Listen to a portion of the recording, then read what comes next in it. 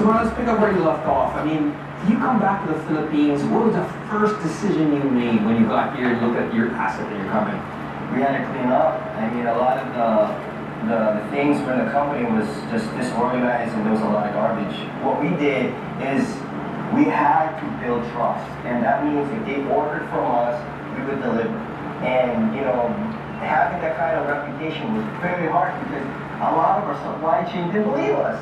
You know, making sure that the money flow was there, paying on time, and making sure that the quality was up to par, even better, was very hard. So long hours.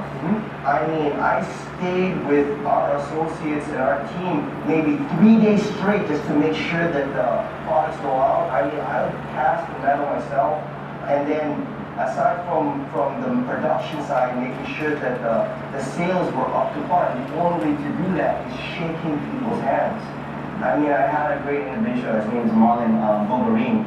He stayed with us since the very beginning of building this, and I mean, the kind of things we had to do in regards to long hours and making sure that people trust us was very crucial. It was very hard.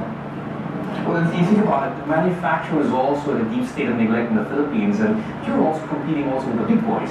So tell us how you got about to creating that niche for yourselves, restoring your family's companies, cachet in the Philippines, and then competing with the bigger companies.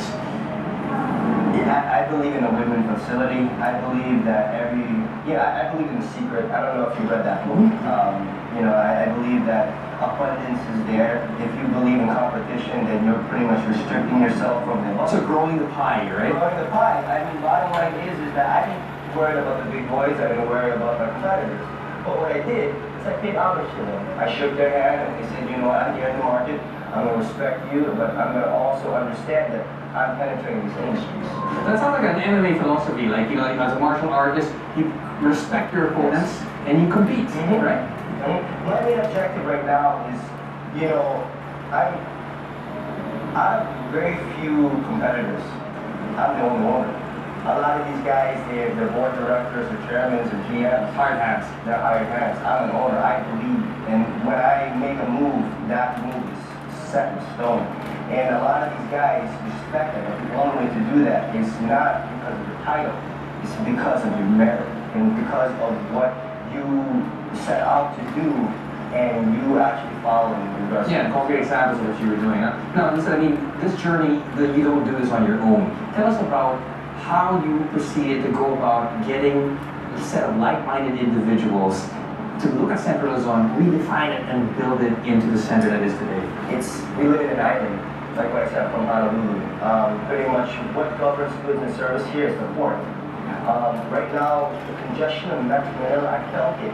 2 years ago, when we had that massive issue, my metals will spike depending on days, even hours. And every time it's set in that ship, I lose money. Now, our objective is to make sure that the region of Bataan, especially Maribel, understand to grow this industry, you need to grow Subic first. My main objective right now is to grow this industry. Why I really want to help Subic is because I'm going to spend millions upon millions of dollars to develop my region in regards to my plant here. I actually bridged a company in Taiwan just recently, Curious. They're going to bring industry in regards to new technologies that's going to revolutionize my industry, and we have to bring it behind. But certainly pioneering an area that is ripe for development. I know, for example, Park Green City nearby is growing, so you look like you're having an ecosystem cluster there. But personally for you, what is success to you? Because you've already had it. It seems that there's nothing left for you to do, but what else is out there for Marti Han?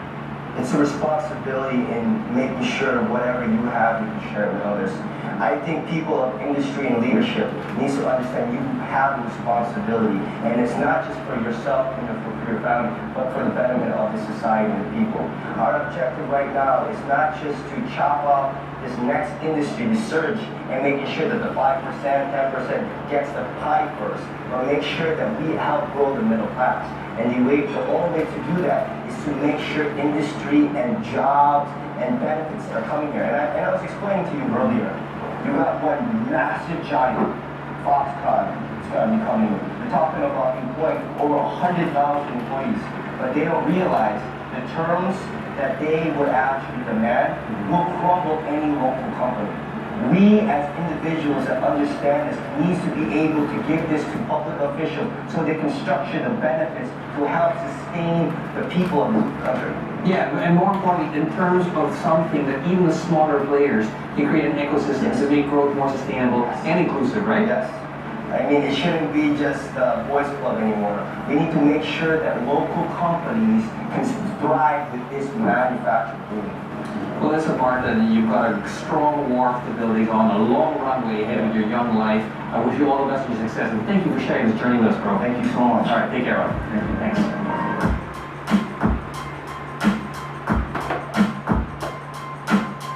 Well, it was certainly refreshing to lose a few pounds, but at the same time gain a lot of lessons from this young man's life that can be applicable to anyone who wants to succeed in challenging environments.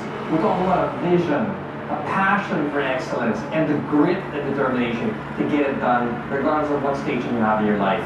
This is the kind of show we put out in thought leaders. I'm going to see you again next week to take on another story of success from the countries and regions' most dynamic and interesting people.